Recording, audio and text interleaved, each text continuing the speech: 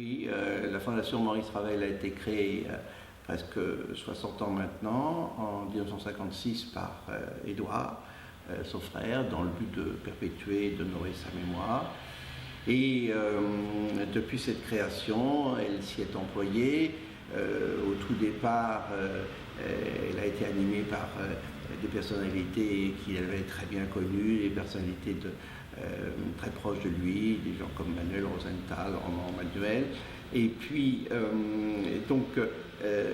elle a créé, il y a une trentaine d'années, 30 ans d'ailleurs, les cahiers Ravel, qui sont une référence, et elle se détermine comme un pilier, en réalité, de l'univers ravelien, c'est-à-dire que cet univers est composé de différentes associations,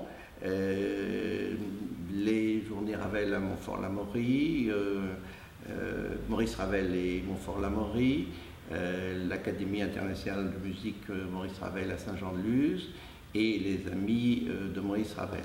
Et la Fondation a pour but de mener des activités par elle-même, mais aussi de soutenir ces associations avec lesquelles elle entretient des liens de proximité, de complémentarité, tout en respectant l'identité propre de chacune.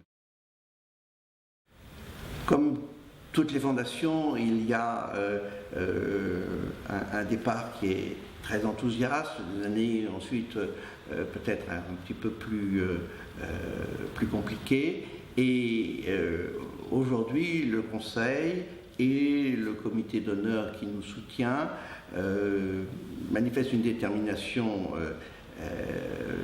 très profonde sur la nécessité de poursuivre l'œuvre qui a été engagée, et très récemment nous avons lancé des initiatives qui sont déjà concrétisées, puisque nous avons créé un prix qui a été décerné en juillet cette année et décerné par le Conservatoire américain Fontainebleau.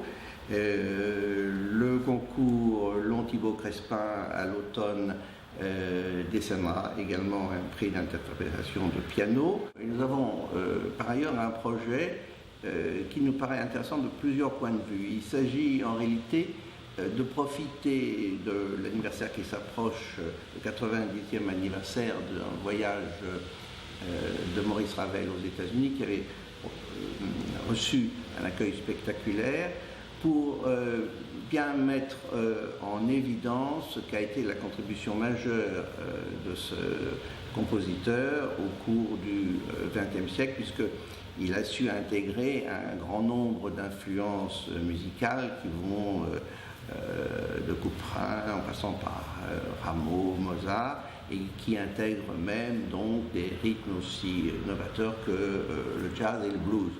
Et ce voyage, qui avait été superbement accueilli par le public, la critique, les orchestres américains comme canadiens, était aussi un de ces derniers voyages emblématiques qui avait le cours à cette époque, puisque il est un petit peu il peut être comparé à ces grandes tournées que faisait la Comédie Française, ou bien même avant Sarah Bernard. Donc culturellement, il y a quelque chose d'assez fort à mettre en évidence, et nous y travaillons, et nous espérons aboutir à quelque chose qui sera intéressant. Ce statut va nous permettre de renforcer nos moyens. Nous recherchons bien évidemment l'appui des particuliers, l'appui des entreprises. Vous savez, les conditions fiscales qui sont associées à ce statut. Et nous avons l'ambition d'utiliser les ressources complémentaires que nous allons mobiliser, à la fois pour développer notre politique d'attribution de prix que nous souhaitons étendre. Également, nous allons mettre en place très prochainement la démarche de la commémoration de ce voyage aux États-Unis, Et enfin, nous allons apporter notre appui à chacune des associations qui ont elles-mêmes des projets qui méritent d'être soutenus et qui, par conséquent, chaque année recevront notre soutien au cas par cas en fonction des projets présentés. Et nous accueillons bien évidemment cette perspective avec beaucoup d'enthousiasme parce que nous pensons que cet univers ravélien est fait de plusieurs composantes et nous estimons que c'est notre rôle de les soutenir. Alors, un seul mot, c'est un mot d'accueil. Venez, rejoignez-nous, travaillons ensemble. Je crois que musicalement, nous aurons beaucoup de bonheur et vous en remercie.